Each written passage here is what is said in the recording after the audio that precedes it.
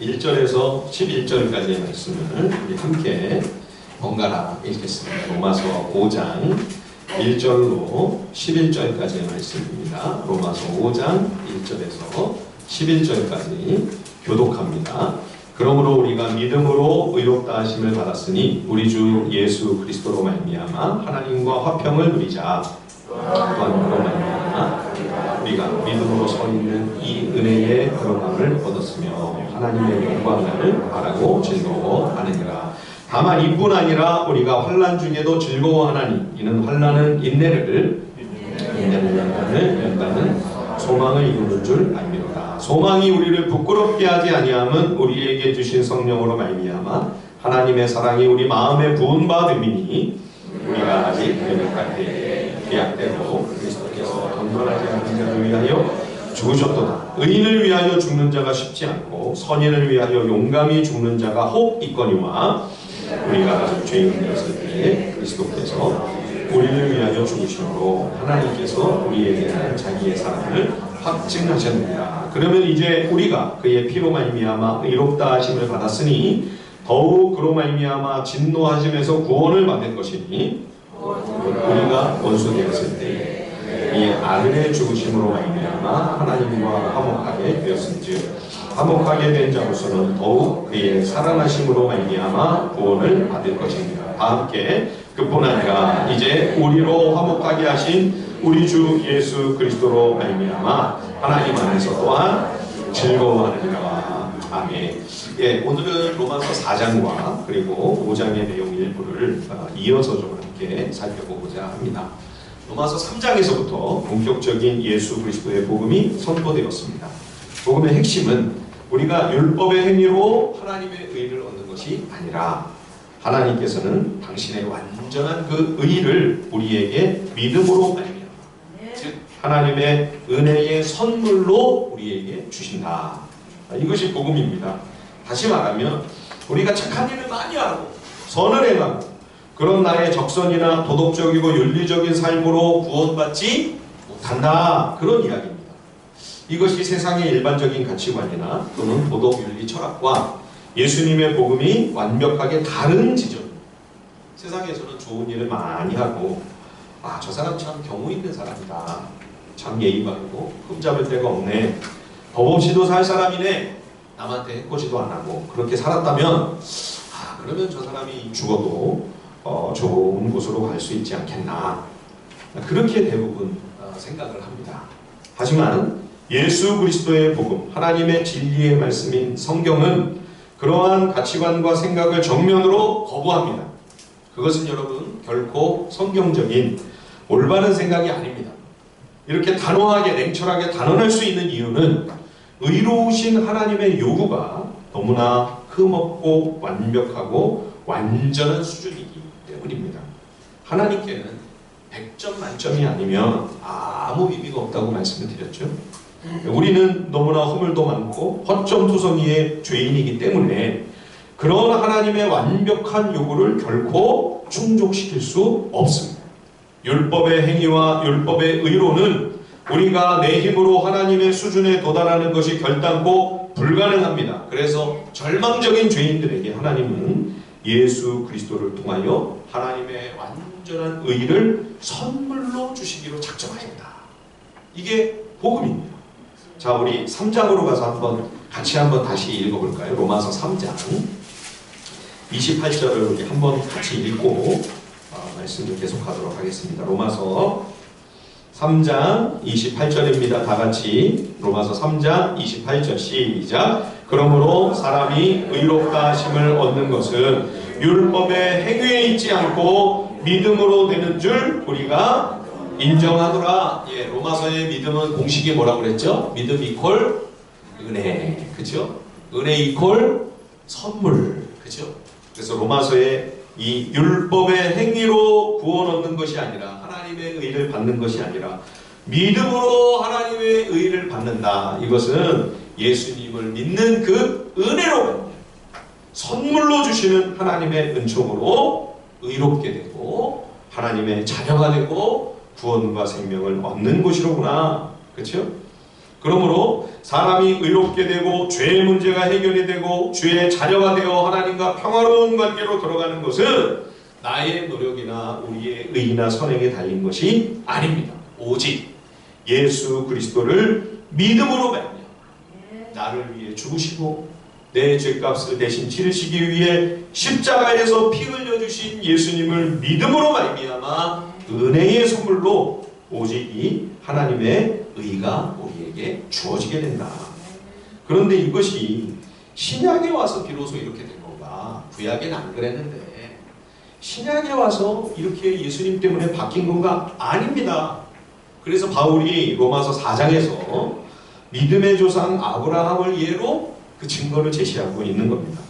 믿음의 조상 아브라함, 믿음의 표상이죠. 그야말로 자기 아들을 하나님이 명하셨을 때 두말 않고 바치려고 했을 정도로 믿음이라면 둘째가 가라고 하면 서러울 믿음의 상징으로서 가장 대표적으로 거론되는 구약의 인물 아브라함입니다. 근데 우리는 아브라함 그러면요, 아브라함, 또 모세, 다윗, 엘리야, 베드로, 사도 바울, 이런 분들의 이름을 거론할 때마다 우리는 먼저 기가 죽습니다. 그렇죠? 왠지 저들은 좀 우리와는 다른 종자처럼 느껴지는 거죠. 태어날 때부터 성경책을 딱 입에 물고 나온 그런 사람들 아닌가 혹시? 예?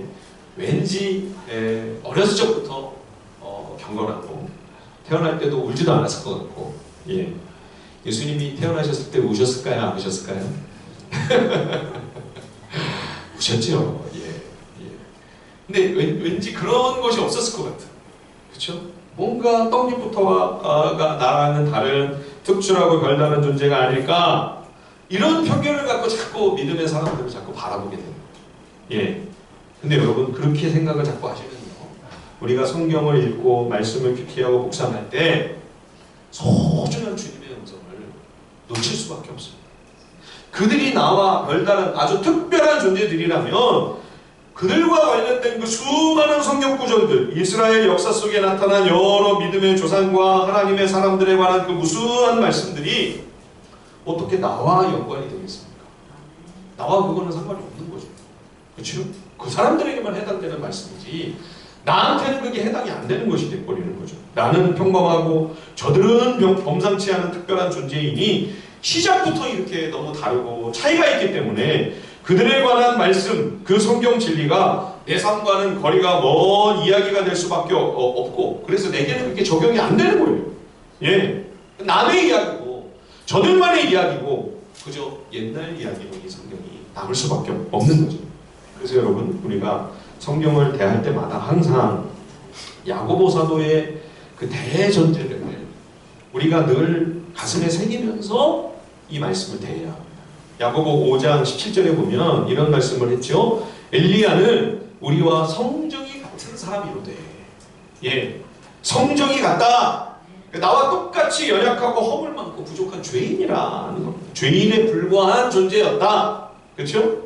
그를 통하여 하나님의 엄청난 표적들이 많이 나타났기 때문에 대단하고 탁월한 하나님의 사람으로만, 믿음의 사람으로만 우리는 기억합니다. 그러나 그것만 보지 말라는 겁니다. 본질적으로 나와 전혀 다르지 않은 보잘것없는 죄인이었다. 우리와 성정이 같은 사람이 이로되. 그렇죠? 그래서 엘리야가 심히 탈진하고 지쳤을 때 나 이제 더 이상 살고 싶지 않다. 하나님께 뭐라고 울부짖었습니까? 여기서 내 생명을 이제는 좀 끝장내달라고. 그렇죠? 엘리야 같은 믿음의 사람. 예? 모든 일을 믿음으로만 행했을 것 같고 오직 승리만 있었을 그러한 믿음의 사람이었을 것 같고, 그렇죠? 패배란 그에게는 해당되지 않을 것 같은 그런 거룩한 주의 종인데 하나님께 뭐라고 머리를 쳐박고 얘기를 했냐면 저 이제 더 이상은 못 가겠습니다. 그만 살고 싶습니다. 그러면서 막 징징거리는 거예요. 예. 그러니 여러분 엘리야도 나와 전혀 다르지 않아요.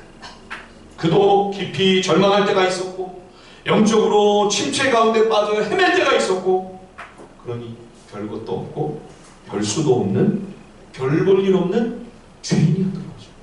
예, 우리가 이걸 자꾸 놓쳐요. 그러므로 여기 로마서 4장에서 소개하고 있는 아브라함의 모습도 우리가 그동안 가지고 있던 믿음의 조상 아브라함에 대한 환상과 선입견에서 좀 빠져나올 필요가 있습니다. 예, 여러분, 아브라함은 그의 신앙과 믿음이 대단해서 믿음의 조상이 된 것이 결코 아닙니다. 지난 수요일에도 아브라함의 실수와 약점과 그의 치명적인 허물, 그리고 그가 넘어진 범죄에 관하여 함께 살펴봤습니다. 청년을 피해서 애굽으로 내려갔는데 아내 사례를, 그렇죠?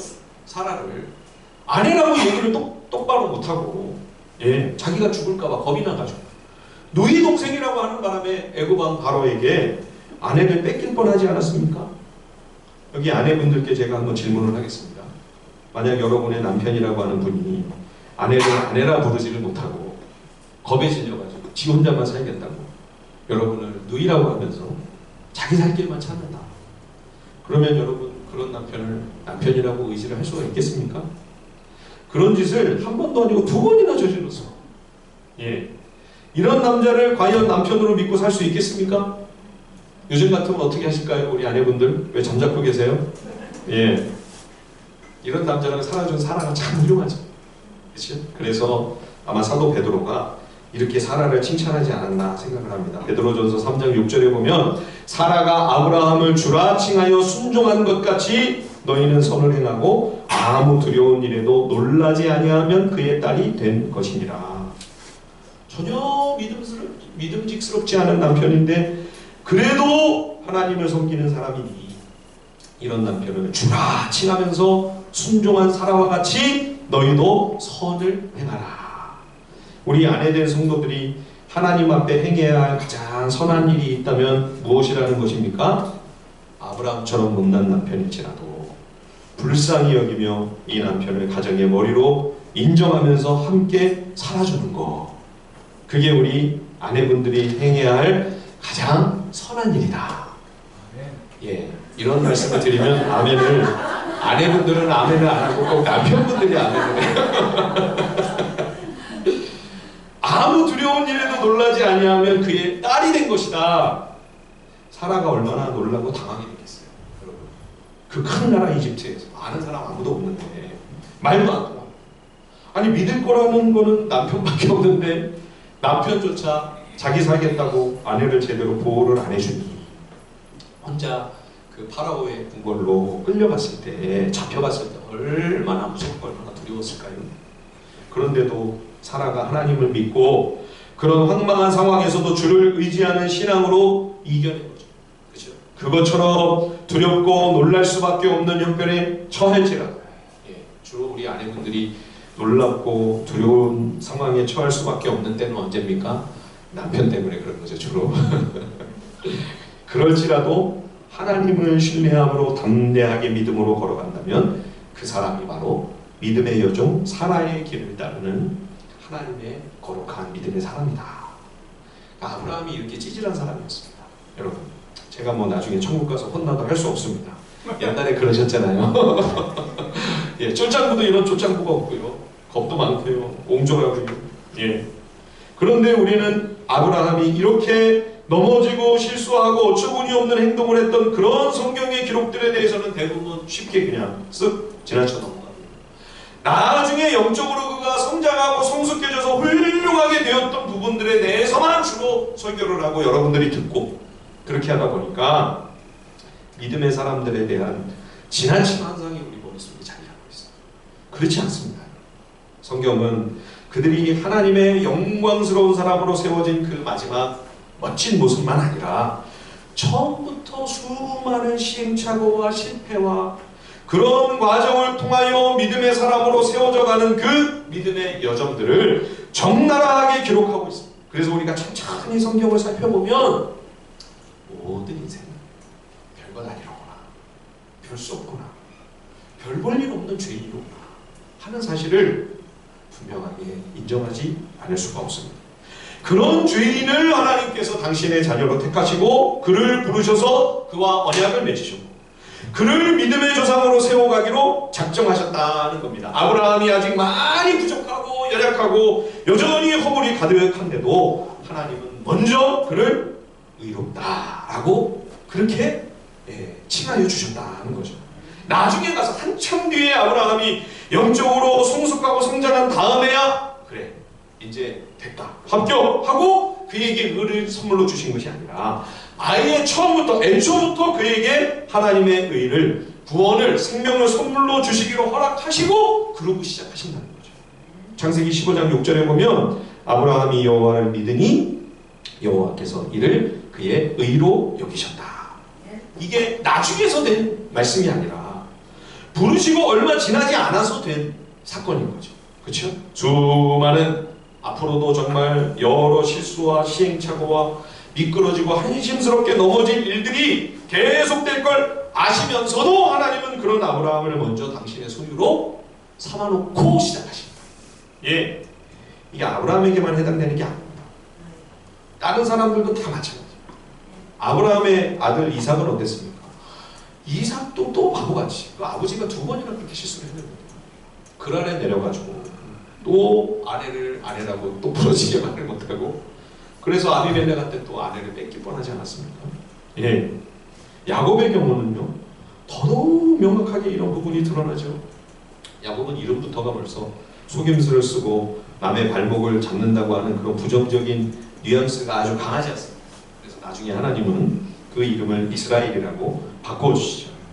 야곱은 하나님의 복을 갈망하긴 했으나 그것은 신령하고 영적 관심이라기보다 육신적인 욕망과 탐욕이었습니다. 그래서 그것을 얻어내는 과정도 거짓말을 치고 아버지를 속이는 교활한 방식으로 형의 축복을 가로채죠. 잘 아시는 것처럼 야곱이 이제 살결이 매끈매끈하고 털이 별로 없었습니다. 에서는 형은 온몸에 털이 북실북실한 사람이었죠. 야곱이 염소의 가죽으로 자기를 형처럼 꾸며서 눈이 어두운 아버지 이삭을 속이고 형의 축복을 자기가 이제 빼앗는 거죠. 나중에 야곱이 아버지 이삭을 속였던 그대로 똑같이 야곱의 아들들이 요셉을 노예 상인에게 팔아넘긴 다음에 요셉이 맹수에게 잡혀 죽은 것 같습니다. 거짓말을 하잖아요. 그때 요셉의 옷에 묻혀온 피가 무슨 피예요? 염소의 피. 그렇죠? 야곱이 염소 가죽으로 아버지를 속였는데 그 아들들이 야곱을 속일 때 그 염소 피를 하필이면 양의 피도 아니고, 예, 다른 짐승의 피도 아니고 염소 피를 묻혀다가 야곱을 똑같이 속이는 거죠. 참 너무 참담한, 예, 너무 가슴 아픈 그런 장면이죠. 이후에도 야곱은 자기 꾀와 인간의 노력으로 스스로의 삶을 만족스럽고 안정된 모습으로 세워가고자 부단히 애를 쓰지만 번번이 그러한 애씀은 제대로 뜻을 이루지 못하고 좌절되며 자기가 원치 않았던 그러한 방향으로 어긋나고 꼬입니다. 이렇게 간사하고 간교한 야곱을 하나님이 처음부터 택하시는 거죠. 예, 낳기 전부터 벌써 하나님이 말씀하시잖아요. 그렇죠? 내가 야곱을 사랑했다. 하나님의 자녀로 삼으십니다. 먼저 은혜의 선물로 하나님의 의를 야곱에게 부어주시는 것입니다. 그렇게 우선 의인의 신분으로 만들어 놓고, 예, 그 한심스러운 수준에 있는 야곱을 진정한 의인다운 모습으로 빚어 가시는 거죠. 그래서 야곱이 이스라엘이 되는 것이죠. 예, 로마서 4장을 보면 아브라함이 상당히 믿음이 신실해서 의롭다 함을 받은 것처럼 그렇게 읽기 쉽게 번역이 되어 있어요. 자, 한번 보실까요? 로마서 4장으로 우리 한번 같이 가보겠습니다. 로마서 4장 18절에서 22절까지 한번 읽어볼까요? 로마서 4장 18절로 22절입니다. 함께 읽어보겠습니다. 한 목소리로 다 같이 18절에서 22절 시작. 아브라함이 바랄 수 없는 중에 바라고 믿었으니 이는 내 후손이 이 같으리라 하신 말씀대로 많은 민족의 조상이 되게 하려 하심이라. 그가 100세나 되어 자기 몸이 죽은 것 같고 사라의 태가 죽은 것 같음을 알고도 믿음이 약하여지지 아니하고 믿음이 없어 하나님의 약속을 의심하지 않고 믿음으로 견고하여져서 하나님께 영광을 돌리며 약속하신 그것을 또한 능히 이루실 줄을 확신하였으니 그러므로 그것이 그에게 의로 여겨졌느니라. 이 말씀만 뚝 떼어놓고 따로 보면 아, 역시 아브라함의 믿음은 다르구나. 야, 100세가 다 돼가는데 어떻게 그 가망성이 없는 상황에도 하나님이 말씀하시니 믿음이 약해지지 아니하고 하나님의 약속을 의심하지 아니하고 믿음이 견고해서 야, 어떻게 이렇게 하나님의 약속이 이루어질 거를 확신하나. 역시 아브라함은 믿음의 조상이로구나. 그러니 나 같은 사람은 이런 믿음에 범접할 수가 없겠구나. 또 낙심하고 또 절망하는 거예요. 예, 여러분 이 로마서 4장은요 지금 결과론만 얘기합니다. 여러분 성경을 볼 때 결과만 자꾸 보시면 안 돼요. 어떤 과정으로 아브라함이 여기까지 오게 됐는지 그걸 보셔야죠. 예, 과정을 들여다보면 어떻습니까? 창세기를 우리가 같이 봐야 됩니다. 그래서 아브라함 이야기가 로마서에 나왔다. 그러면 그 4장만 보지 말고 로마서 4장만 보지 말고요. 창세기 12장에서 쭉 아브라함의 이야기를 다시 한번 훑어보셔야 돼요. 하나님께서 니네가 이제 100세가 가깝고 사라는 이제 90세가 가까운데 아들을 낳게 될 거다 할 때 아브라함과 사라가 아멘! 믿습니다. 아, 드디어 말씀하시는군요. 그러면서 믿음이 견고해서 이걸 한 번에 믿고 신뢰하고 받아들였습니까? 아니요. 예, 사라는요 코웃음을 쳤습니다. 그래서 하나님께 들켰어요 또. 야 사라 너 왜 웃냐? 그랬더니 사라가 너무 당황이 돼가지고 저 안 웃었는데요. 거짓말을 또 쳤어요. 그랬더니 하나님께서 뭐라고 하십니까? 아니다 너 분명히 웃었다. 예, 사라의 믿음 없음, 사라의 불신앙을 분명하게 하나님께서 짚고 넘어가셨죠.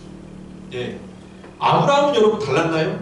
아브라함은 믿음의 조상이니까 사라와는 좀 틀렸겠죠? 아브라함도 똑같았습니다.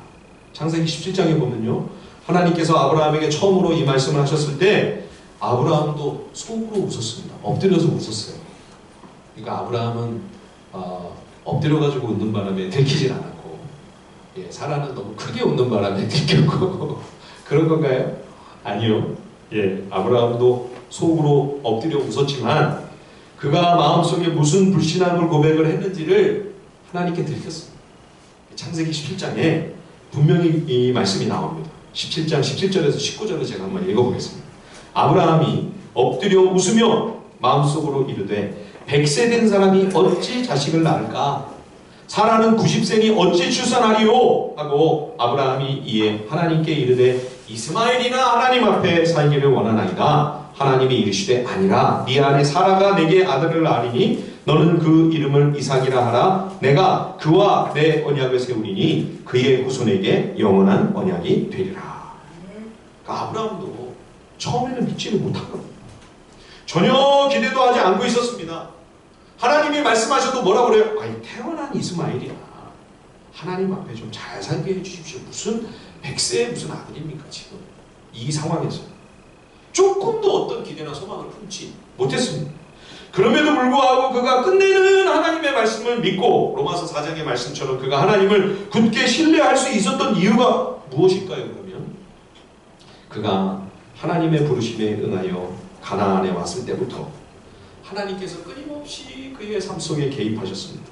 그의 인생에 깊이 관여하시며 하나님이 얼마나 크고 능력이 많으신 분이신가, 하나님이 얼마나 자비롭고 얼마나 인자하시고 선하신 분이신가, 하나님이 얼마나 신실하신 분이신가 아브라함에게 수도 없이 체험과 경험을 주셨습니다. 그리고 또 그가 자식이 없어서 이제는 저 다메섹 사람 엘리에셀을 저 종을 저 신실한 사람을 내 양자로 입양을 해서 내 상속자로 삼아야 할까 할 때에 하나님이 친히 찾아오셔서 창세기 15장에 보면 하늘의 그 무수한 별, 하나님이 창조하신 그 모든 하늘의 별들을 보여주시면서 하나님이 친히 지금도 운행하고 계십니다. 그 수많은 별들을 보여주시며 아브라함을 설득하셨죠. 야, 아들 하나뿐이냐? 내가 네 자손을 이렇게 많게 너를 축복할 거다. 예, 뿐만 아니고요. 창세기 15장에 보면 이러한 하나님의 약속을 하나님이 아브라함과 언약 예식을 통해 또 확증까지 해주십니다. 고대 근동의 왕들은요, 서로 나라 간의 동맹 조약을 맺을 때 언약 예식을 했는 겁니다. 예, 이 짐승들, 희생 제물들을요 반으로 이렇게 잘라서 쪼개놨습니다. 예, 쫙 갈라놓고 이 나라 왕이 이제 한 번 그 사이로 지나가. 그 다음에는 이제 저 나라 왕이 또 한 번 그 사이로 지나가. 그러면서 우리는 동맹국이다. 우리는 혈맹이다. 이런 언약을 맺는 겁니다. 그래서 우리는 언약을 맺는다. 우리는 약속한다. 이렇게 말을 하는데 히브리어에 보면요. 카라트, 베리트. 예, 베리트가 언약이고 카라트가 자른다는 말이에요. 언약을 자른다. 히브리 사람들. 왜냐하면 그 고대 근동의 왕들의 그 언약 예식에서 이 말이 나온 겁니다. 희생 제물을 반으로 잘라놓고 약속을 하는 거죠. 왜 그 사이로 지나가냐면 만약 이 언약, 이 약속을 안 지키면 이 쪼개진 짐승들처럼 그렇게 참혹한 응징과 심판과 저주를 받게 될 수밖에 없다. 그러니 이 약속, 이 언약은 꼭 지켜야 된다. 이게 왕들끼리 행하는 언약 예식이었습니다. 그런데 하나님이 아브라함과 이 예식을 행하시고 아브라함을 왕으로 인정하시고 거의 하나님과 방불한 하나님과 대등한 그런 위치로 아브라함을 그렇게 높이 대우를 해주시는 거죠. 또 하나 놀라운 것은 그 언약 예식에서는요, 아브라함은 안 지나갑니다. 하나님만 지나갔어요. 왜 아브라함은 안 지나갔을까요? 아브라함이 안 지나갔는데도 하나님 뭐라고 말씀하세요? 우리가 언약을 맺었다 그러세요. 말이 안 되는 거죠. 아브라함이 왜 안 지나갔을까요? 아브라함은 지나가나 마나예요. 아브라함이 그거 지나간다고 약속을 지킬 수 있습니까? 하나님이 이렇게까지 해주셨는데 창세기 15장 지나 바로 다음 장 16장에 가면 아브라함이 무슨 짓을 하죠? 하나님이 하늘의 별들을 보여주시면서 그거를 믿도록 하시고 믿으니까 그를 의롭다 칭하여 주시고 심지어 그것을 언약 왕들끼리 행하는 언약의 예식으로까지 그렇게 확증을 해주셨는데도 창세기 16장에 가면 아브라함은 여종 하갈을 통해 이스마엘을 낳습니다. 그러니까 아브라함은 지나가나 안 지나가나 똑같아요. 약속을 못 지켜요. 이 언약을 신실하게 지킬 수 있는 능력이 없어요. 죄인이기 때문에. 하나님이 혼자 지나가시고 왜 이 언약을 체결하셨다고, 이 언약이 이루어졌다고 말씀하시느냐? 만약에 아브라함이 이 약속을 못 지킨다면, 아브라함의 후손들이 이 언약을 만약 어기게 될 시에는 그 모든 책임을 내가 다 지겠다. 그래서 나중에 예수님이 이 땅에 오셔서 십자가 위에서 예수님이 어떻게 되십니까? 그 육체가 다 갈갈이 찢겨지십니다. 이 왕들의, 고대 왕들의 그 근동의 왕들의 언약 예식에 반으로 참혹하게 죽임을 당하고 찢겨진, 피 흘리며 반으로 쪼개진 짐승들처럼 예수님이 그렇게 우리가 신실하지 못한, 이 언약을 온전히 순종하지 못하는 우리의 모든 죄를 예수님이 다 대신 책임지시기 위하여 쪼개진 짐승과 같이 십자가 위에서 참혹한 형벌을 받으신 예수님이 다, 하나님이 다 그거를 정말로 책임져 주시는 거죠. 이스마엘을 낳고 나서 아브라함은 이제는 하나님이 나를 버리셨겠지, 나를 잊으셨겠지, 하나님과의 언약은 다 이제는 쭉 났겠지, 그렇게 생각을 하고요, 완전히 깊은 영적 침체로 내려왔어요. 그래서 창세기 16장과 17장 사이에 13년이 빕니다. 이스마엘이 자라는 그 13년의 세월 동안 아브라함과 하나님 사이에 아무 대화가 없었던 거예요. 예, 아브라함은 이제 언약이고 하나님의 약속이고 이제는 다 끝났을 거다. 그런데 놀랍게도 13년 만에 아브라함이 99세가 되는 그때에 창세기 17장에 보면 하나님이 아브라함에게 다시 찾아오십니다. 너 내년에 100살 되는데 그때 네가 이제는 사라를 통해 아들을 갖게 된다. 아브라함이 신뢰를 못하고 웃었잖아요. 예, 사라는 코웃음을 치고 아브라함은 엎드려서 웃고. 예, 그러니까 18장에 보면 하나님이 또 한 번 신방을 오십니다. 이번에는 천사들을 대동하시고 직접 아브라함의 집에 찾아오셔서 아브라함과 먹고 마시며 대화를 나누며 반복해서 다시 한번 또 한 번 이 약속을 상기시켜 주시고 확인해 주십니다. 그러니 여러분, 아브라함이 하나님의 이러한 말씀을 어떻게 안 믿을 수가 있어요? 이렇게까지 나오십니다. 자기는 하나님 앞에 무슨 짓을 했는데, 그런데도 하나님이 포기하지 않으시고 버리지 않으시고 이렇게 또 찾아오시고 또 찾아오셔서 분명 내가 약속해, 너에게 신실하게 내가 언약한 말을 이행하겠다라고 하나님께서 그렇게 확언해 주셨을 때에 아브라함이 어떻게 하나님을 믿지 않고 하나님의 말씀을 신뢰하지 않을 수 있었겠습니까? 그러니 아브라함이 하나님을 믿고 그 믿음으로 말미암아 그가 의롭게 되었다, 그것은 아브라함의 의리가 아니라 아브라함의 신앙의 탁월함과 위대함을 보여주는 것이 아니라 하나님이 하신 일이죠. 하나님, 그렇죠? 어떻게 이런 믿음 없는 사람, 어떻게 이렇게 간사하고, 어떻게 이렇게 연약하고 이렇게 부족한 사람을 그런 믿음의 자리까지 하나님이 이끌고 가실 수가 있나? 아브라함의 믿음을 우리가 주목할 것이 아니라 아브라함을 아브라함 되게 하신 하나님의 사랑과 긍휼과 하나님의 자비로우심과 하나님의 포기하지 않고 우리를 긍휼히 여기시며 끝까지 이끌고 가시는 하나님의 언약을 반드시 우리를 통해 이루시는 하나님의 성실하심을 우리가 주목해야죠. 아브라함이 믿음의 조상이다 그런 말을 합니다. 거기 그 믿음이라고 하는 말은 아브라함의 믿음이 훌륭해서 그가 믿음의 조상이 되었다라고 하는 그런 믿음이라는 의미가 아니라 어떻게 이런 믿음 없는 자를 그렇게 믿음의 조상으로까지 하나님께서 견고한 믿음, 견고한 신앙으로 하나님께서 이끌어 주셨을까? 하나님의 은혜와 자비가 놀랍다. 그런 하나님의 일하심이 바로 그 믿음의 조상이라고 할 때 그 믿음이라는 단어 속에 들어있는 진정한 의미인 거죠. 부족하고 연약한 죄인을 부르시고 의인되게 하셔서 그들을 인도하시고 이끄시는 이러한 하나님의 긍휼과 사랑이 아브라함과 이삭과 야곱뿐만 아니라 모든 성경의 믿음의 사람들 그리고 오늘 우리에게도 그리고 나에게도 똑같이 적용돼요. 우리가 자격 없고 부족하고 여전히 믿음이 형편없는데도 그런데도 일단 의인이라고 하나님이 만들어 놓으시고 하나님의 의를 주신 다음에 그 다음에 끝까지 우리의 인생 여정에 아브라함을 버리지 않으셨듯 야곱이 아무리 형편없는 짓을 해도 그를 포기하지 않으셨듯 끝까지 우리를 버리지 않으시고 포기하지 않으시고 우리의 믿음을 믿음다운 믿음으로 우리를 의인의 신분만 아니라 우리의 수준까지도 의인으로 하나님께서 거룩하고 영화롭게 우리를 만들어 가시고 세워 가시고 빚어 가시는 거죠. 예. 그래서 그러한 하나님의 은혜가 동일하게 오늘 우리에게도 나에게도 적용되고 있기 때문에 그래서 오늘 우리가 읽은 로마서 5장에서 사도 바울은 우리가 하나님 앞에 그저 감사하고 기뻐할 것뿐이다. 예. 자, 2절 우리 한번 볼까요? 로마서 5장 2절입니다.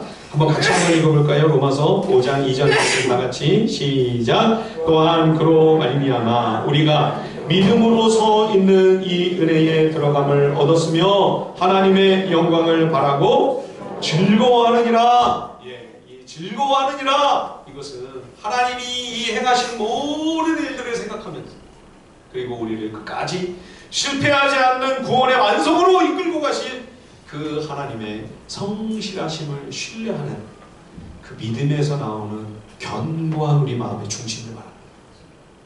우리가 항상 실실 웃고만 다닐 수 없잖아요.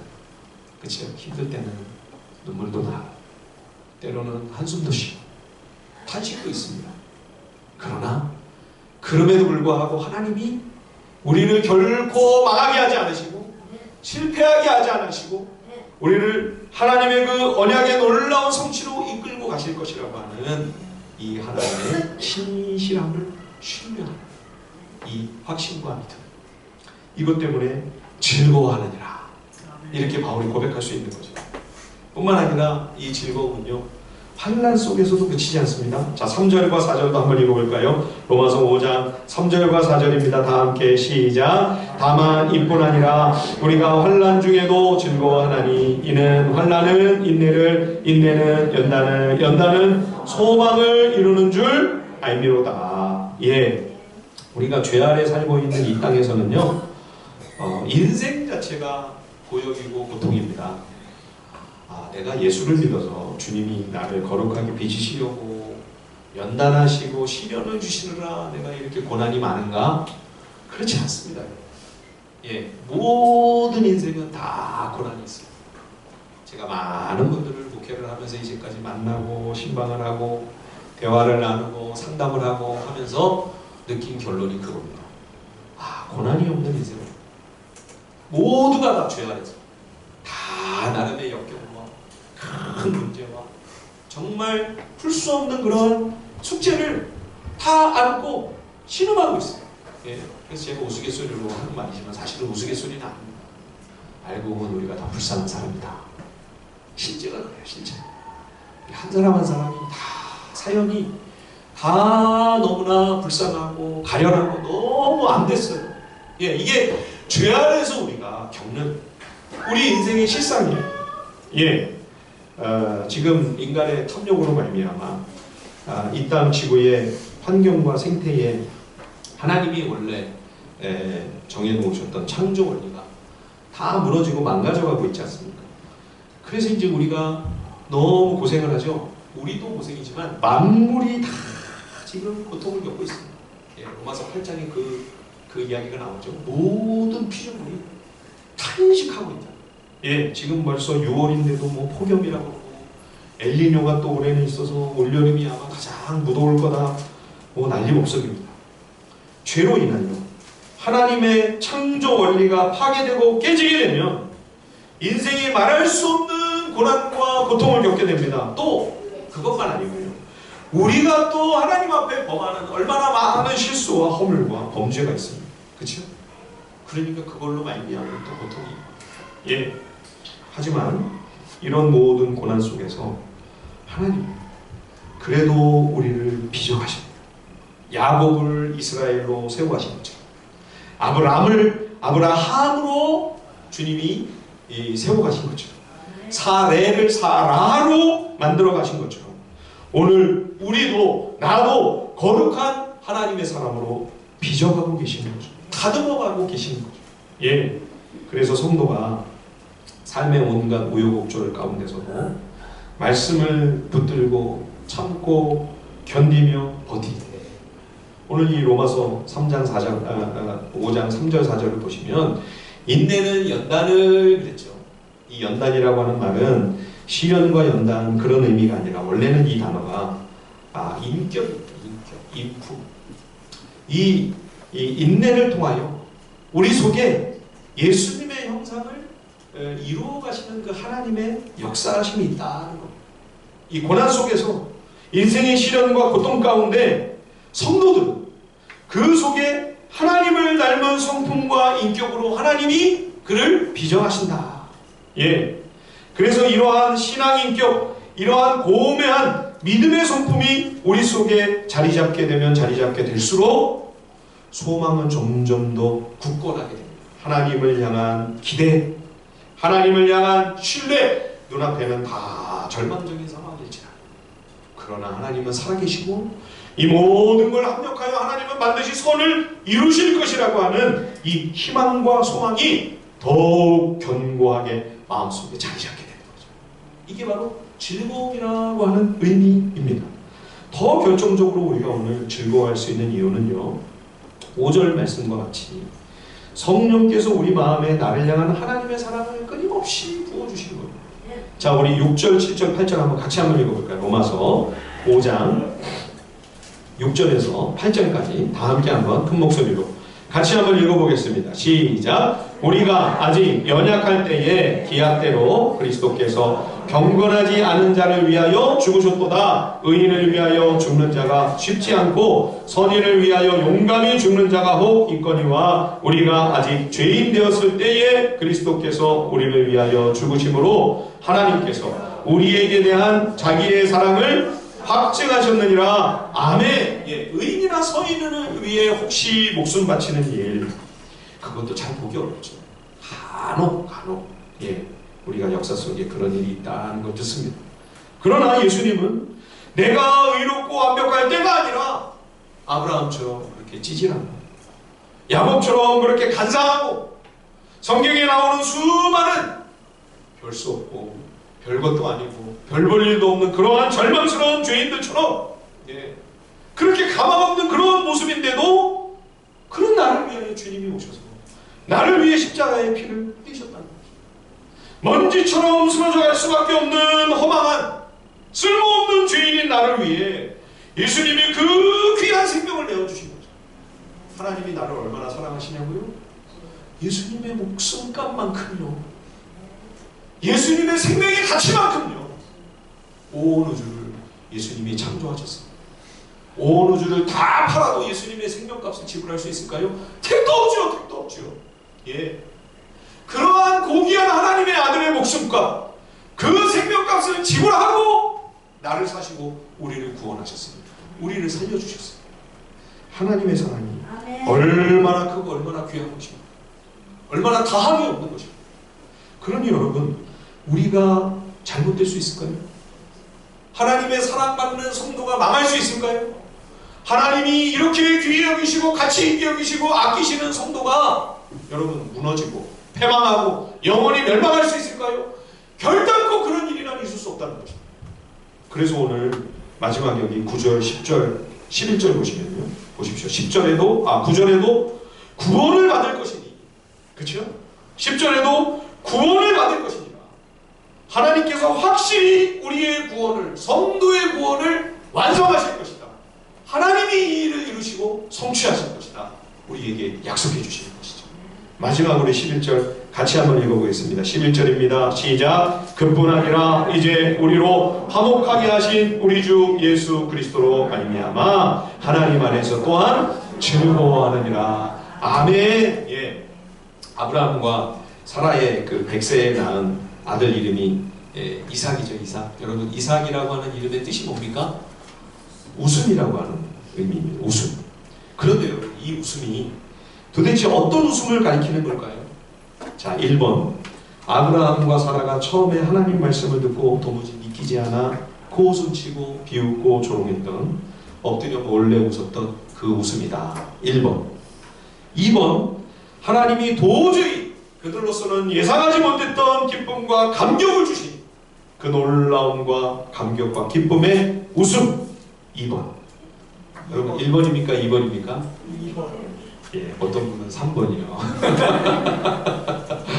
3번이 답이에요.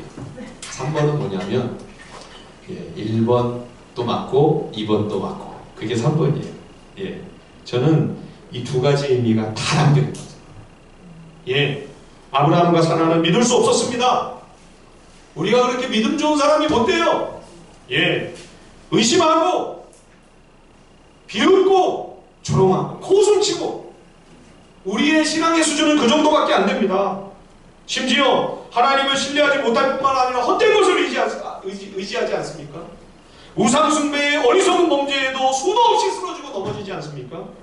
그럼에도 불구하고 하나님은 그러한 믿음 없는 우리를 끝까지 포기하지 않으시고 우리를 시련하시고 연단하셔서 우리에게 끝내는 믿음을 주시고 소망을 주셔서 그 인내 가운데 우리 속에 하나님의 성품이 이루어져 그 신앙의 성장과 성숙을 통하여 견고한 믿음으로 하나님을 바라보며 소망 중에 즐거워할 수 있는 그런 신앙의 자리로 우리를 세우시고, 그래서 우리의 그 불신앙적인 비웃음이 마침내는 하나님을 향한 감사와 감격의 웃음으로 그렇게 만들어 주시는 거죠.